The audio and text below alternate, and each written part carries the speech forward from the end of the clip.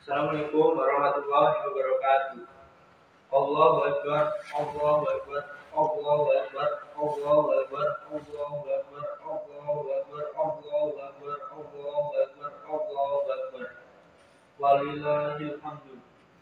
Alhamdulillahi nahmaduhu wa nasta'inuhu wa nastaghfiruhu wa na'udzu billahi min syururi anfusina wa min sayyiati a'malina man yahdihillahu fala mudilla lahu wa man yudlil fala hadiya lahu.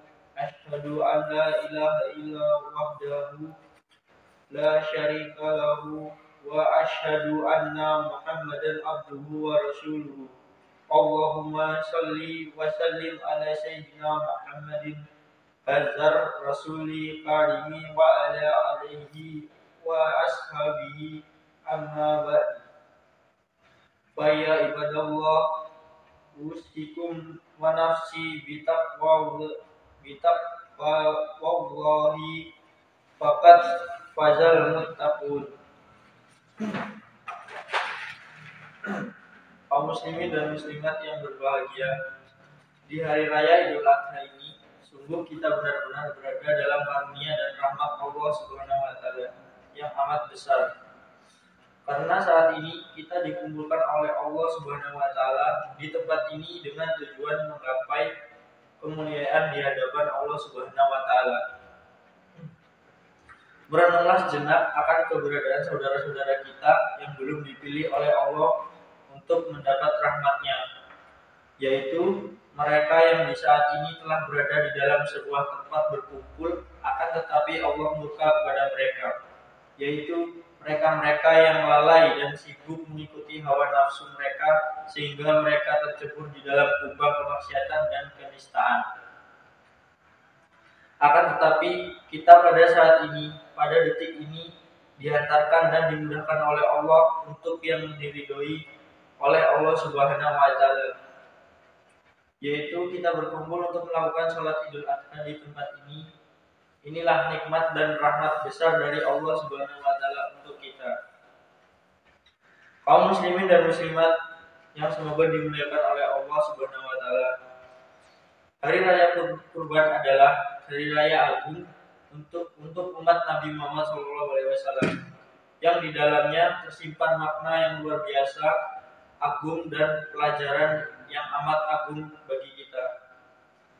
Kisah dahsyat yang terjadi pada dua kekasih Allah dan utusannya, Nabi Ibrahim alaihissalam dan Nabi Ismail alaihissalam, bapak dan anak yang saling mencintai karena Allah. Bahkan sebelum kehadiran Nabi Ismail alaihissalam, Nabi Ibrahim alaihissalam adalah orang yang sangat menanti kelahiran sang putra, yaitu Nabi Ismail alaihissalam, dan Allah Subhanahu wa taala, zat yang tidak pernah mengambil sesuatu dari hamba-hambanya yang dicintai kecuali karena Allah Subhanahu wa taala, ingin menggantikannya dengan yang lebih baik atau ingin mengabadikannya kelak di surga. Itulah yang harus diyakini oleh ahli iman. Sebesar apapun ujian dan bencana yang ditimpakan oleh Allah kepada orang yang beriman, maka semata-mata justru karena Allah mencintai mereka, ingin mengampuni mereka, ingin mengangkat derajat mereka, atau ingin memuliakan mereka di surga kelak. Jadi tidak ada bencana yang sesungguhnya bagi seorang mukmin, dan tidak ada musibah yang sesungguhnya bagi kasih Allah. Kisah yang terjadi kepada Nabi Ibrahim alaihissalam dan Nabi Ismail alaihissalam adalah pelajaran berharga bagi kita. Seorang bapak yang sangat membanggakan putranya dan sangat mencintainya diperintahkan oleh Allah untuk menyembelihnya. Perintah yang secara lahir bertentangan dengan hati nurani seorang bapak, akan tetapi itulah perintah Allah Subhanahu wa taala. Nabi Ibrahim alaihissalam bergegaslah melaksanakannya dengan penuh keyakinan bahwa semua adalah milik Allah dan akan kembali kepada Allah. Dan Allah tidak akan mengambil sesuatu dari hambanya kecuali Allah akan menggantinya dengan yang lebih baik di dunia atau mempertemukannya di surga. Dan tanpa keraguan sedikit pun Nabiullah Ibrahim alaihissalam melaksanakan perintah Allah Subhanahu wa taala tersebut. Itulah pengorbanan agung Nabi Ibrahim alaihissalam.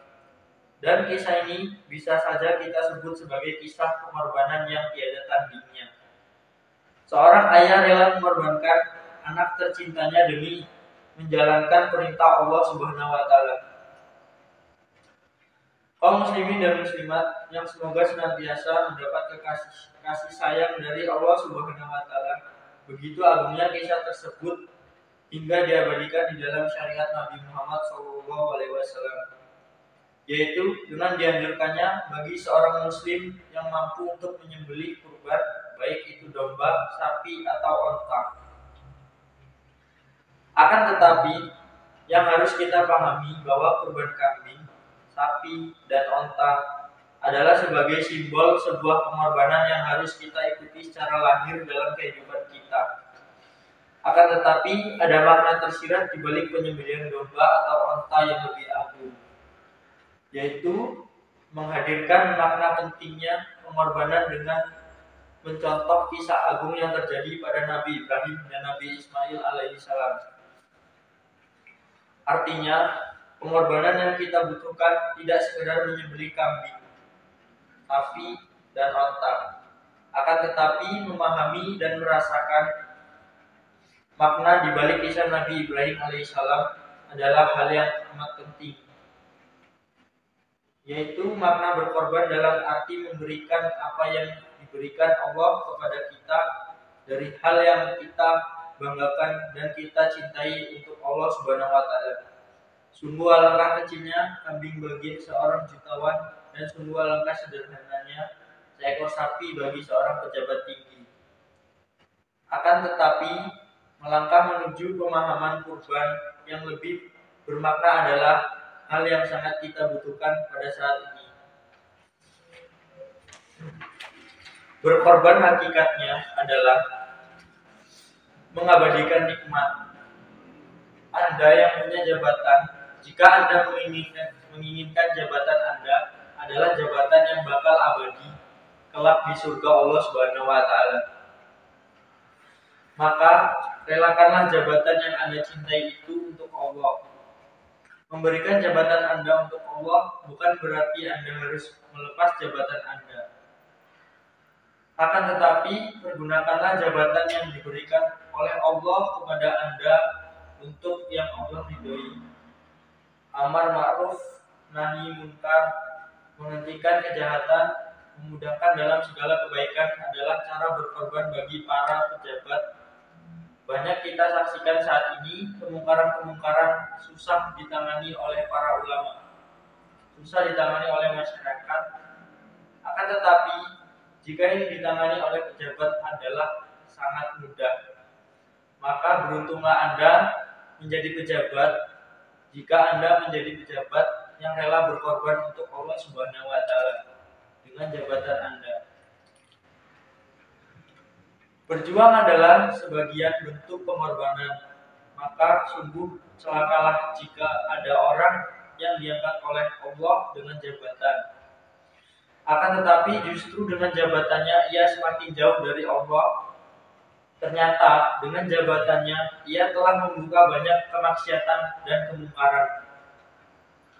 Itulah pejabat-pejabat nista yang semestinya jabatan adalah karunia untuk menggapai kemuliaan, akan tetapi justru menjadi sebab kehinaan. Semoga pejabat yang ada di sini adalah pejabat ahli surga yang rela berjuang dan berkorban dengan jabatannya untuk Allah Subhanahu wa taala. Kaum muslimin dan muslimat yang semoga dimuliakan oleh Allah Subhanahu wa taala, dan Anda wahai para orang kaya yang dikaruniai oleh Allah dengan harta yang melimpah ruah, sungguh itu adalah nikmat besar dari Allah Subhanahu wa taala.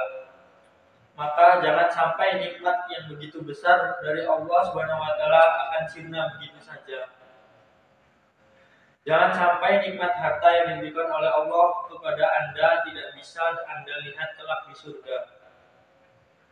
Maka abadikanlah nikmat tersebut dengan cara berkorban meniru Nabi Ibrahim alaihissalam. Jika Anda termasuk yang mencintai harta Anda, maka jadikanlah harta Anda adalah harta yang bakal menemani Anda di alam barzakh dan bakal menemani Anda kelak di surga Allah Subhanahu wa taala. Dan jangan sampai harta yang Anda cintai Anda tinggalkan begitu saja di dunia ini.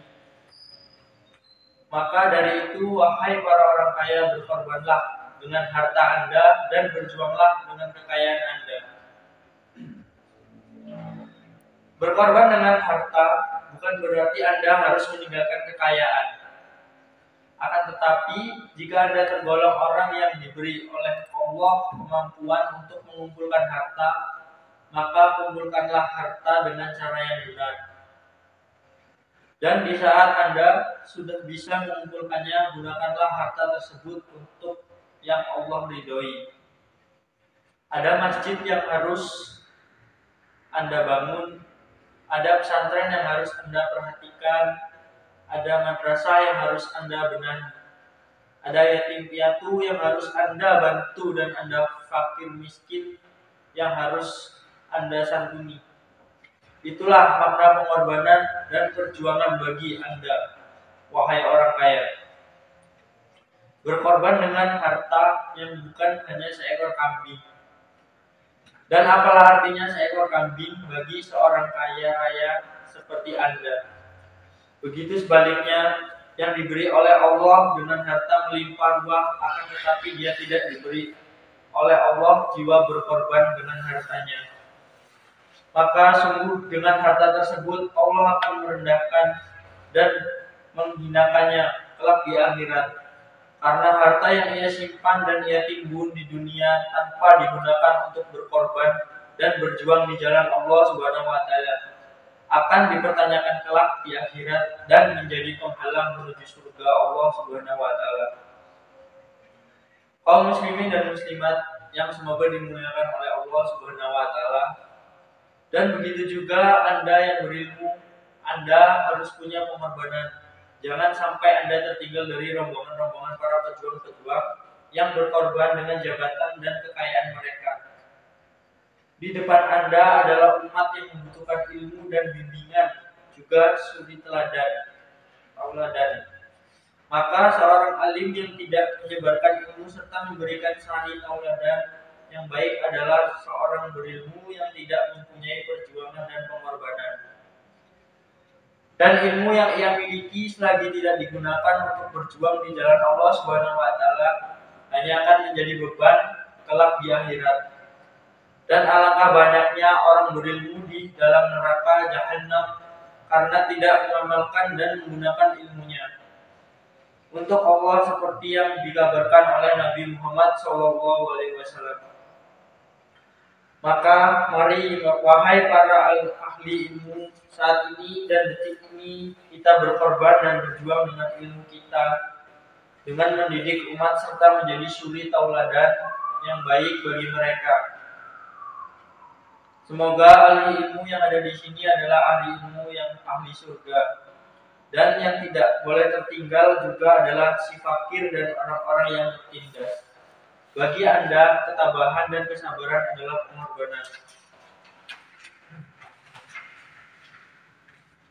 yang amat agung. Mungkin Anda tidak bisa berkurban dengan seekor kambing karena Anda tidak mempunyai kambing. Dan Anda pun tidak bisa berkorban dengan jabatan dan kekayaan karena Anda tidak punya jabatan dan kekayaan. Akan tetapi ketabahan dan kesabaran Anda adalah sebuah pengorbanan dan perjuangan yang menjadikan Anda semakin dekat dengan Allah Subhanahu wa taala. Tetaplah Anda takut dengan semua yang diharapkan oleh Allah Subhanahu wa taala. Jangan gara-gara kefakiran lalu Anda tidak peduli mana yang halal dan mana yang haram. Jangan sampai kesengsaraan di dunia adalah muqaddimah kesengsaraan di akhirat. Senantiasalah tabah dan sabar. Karena sesungguhnya ketabahan dan kesabaran adalah pengorbanan yang tidak ada tandingnya. Semoga Allah Subhanahu wa taala membebaskan kita dari kesusahan serta kefakiran baik di dunia maupun di akhirat. Mari berjuang dan berkorban dengan apapun yang Allah berikan kepada kita demi menuai kemuliaan kelak di surga Allah Subhanahu wa taala. Wallahu a'lam bishawab. Inna ahsanal kalami malakullahil malikil alami. Wallahu subhanahu wa ta'ala yaqulu wa bi qawlihi yahtadil muhtadun. A'udzu billahi minasy syaithanir rajim. Bismillahirrahmanirrahim. Inna a'tainakal kautsar fasholli li rabbika wanhar. Inna syani'aka huwal abtar.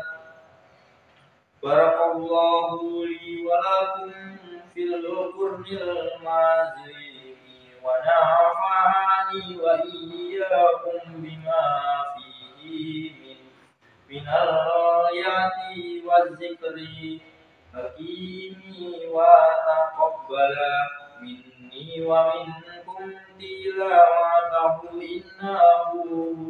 innahu huwas sami'ul alim.